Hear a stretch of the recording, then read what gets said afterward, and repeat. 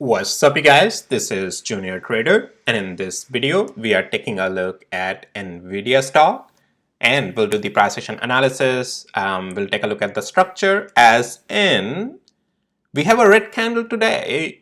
Is this bearish, or are we still bullish? I mean, what shall we make out of it, right? So I'll talk about all of that in this video, and also this is a follow-up and continuation of how we talked about the thesis yesterday. So nothing has changed in the thesis. I'm just going to provide you some more data, some more price action, and how the structure is looking like, so that you can make your own decisions as data-based decisions as you can. Okay. So guys, with that, please hit the like and subscribe, and also please note none of this is any financial advice and is only for education purposes. Okay. So where were we in some of the last videos that we talked about? So we were in the uptrend. We are still in the uptrend, guys. Okay, we have been making higher highs, higher lows, higher highs, right, and higher lows on intraday. Now, as I said, the time to buy is in the pullback when you have the intraday and then you see a confirmation of a pivot.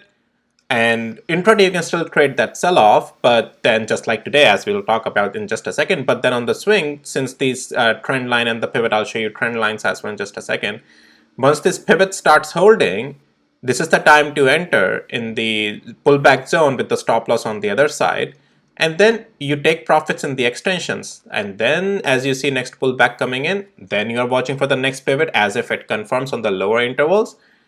You are getting into the position and then playing with the stop loss. That's the basis of how these things can be traded, at least how I do it. You can go and do whatever you like. This is your choice. I'm just providing just my opinion here in this video.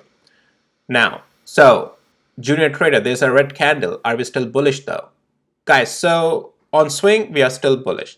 As I showed you, we are still in higher highs, higher lows, and we are above 20 and 50 days moving average as well. So nothing has really changed. And in my previous videos, what I talked about is bulls have a lot of room to play with. Even if we are $887 range is still a support for the bulls. And this is as long as we are not breaking below 887, we are not bearish fully on the swing, right? And we are still holding above that. You can see that wick is coming, buying is happening above that. This could be traded as intraday, long or short, however you like. We'll talk about that in just a second. But let's go to the hourly interval, right? So what I said that is bulls still have a lot of room to play. As if we lose 906, this could be an area to play short all the way down to the next level. Like intraday, you can still play shorts, and that's the play for today, right? Like let's go to the 5 minutes interval, right? Just so that I can show you just how you can trade it. You can even go as low time frames as you like. But you can see we lost $906. We came down to close to our next level of 888 or 887. So that was intraday short play range, right? Because we lost the structure. As soon as, look, first we tried to find a support at 906, right? But then I talked to you guys that if there is a possibility of structures like double top or lower high, especially for intraday, you are trading at lower time frames.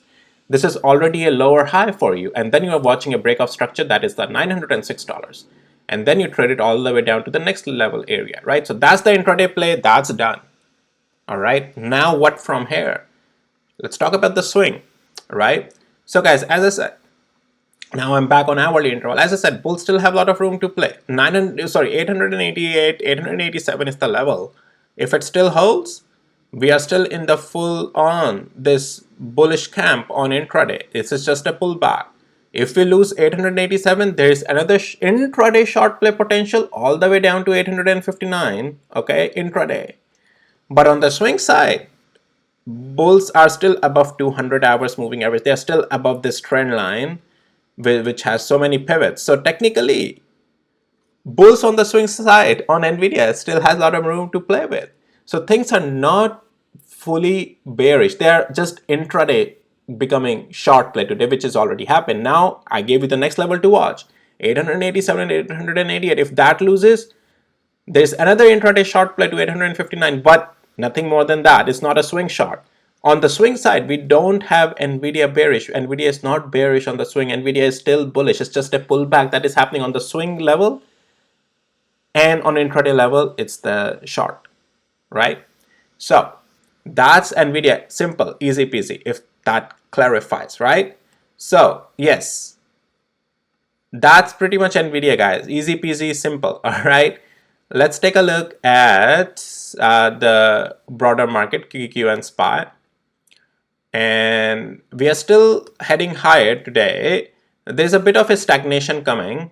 So let's take a look at if this can turn into some cool off. So what is the level to watch for that? I'm going to change something on my indicator. And guys, if you need access to my tools, links are in the description below of this video. Let's me do that to low. It's a low volatile index, so let's go with that. Here we go. Okay, so QQ, as you can see, it's stagnating a little bit today.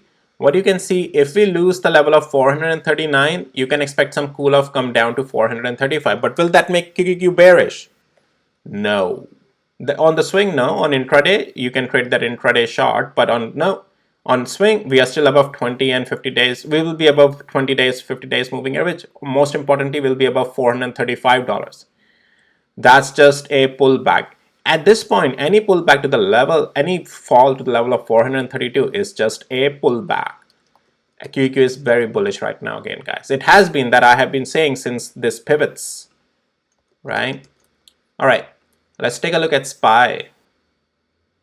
SPY, again, a little bit stagnating, just like QQQ, but are we fully bearish? No.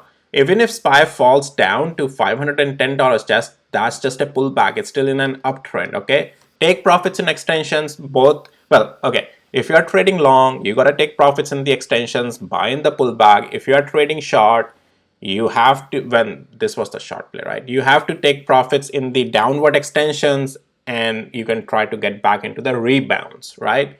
So that's that.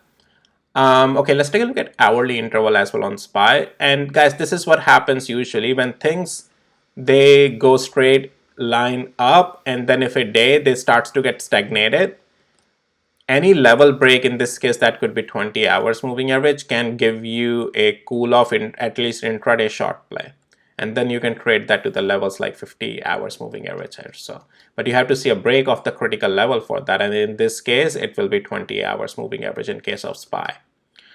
All right, okie dokie. Well guys, that's pretty much it for this video.